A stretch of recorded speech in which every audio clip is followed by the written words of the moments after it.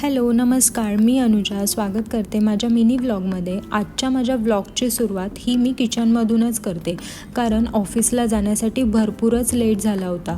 Working woman असणं म्हणजे दोन जबाबदाऱ्या सांभाळणं, ऑफिस आणि घर। थकवा येतो पण हसू कायम राहतं, कारण हे फक्त काम नाही तर स्वप्न पूर्ण करण्याचा प्रवास आहे। चला तर मग माझा हा दिवस कसा जातो ते बघूया।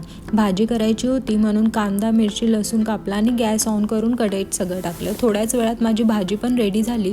चपाती तर मी आधीच केली होती। टिफिन पॅक केलं, किचन क्लीन केलं आणि नाश्ता करून मी ऑफिसला जायला निघाली।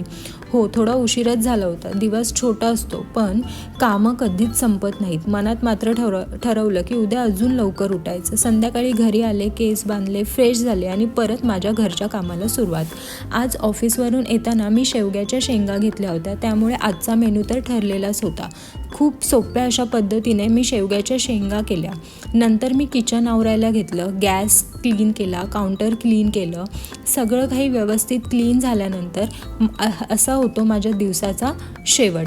तर इथे आमचं जेवणसुद्धा मस्तपैकी छान असं झालं होतं। झोपायच्या आधी नाईट स्किन केअर करायला मी कधीच विसरत नाही आणि मग झालं माझं डे कंप्लीट। वर्किंग वुमन असणं म्हणजे मल्टीटास्किंगची कला, ऑफिस, घर आणि स्वतःसाठी वेळ। ओके बाय, तर भेटूया नेक्स्ट व्लॉगमध्ये।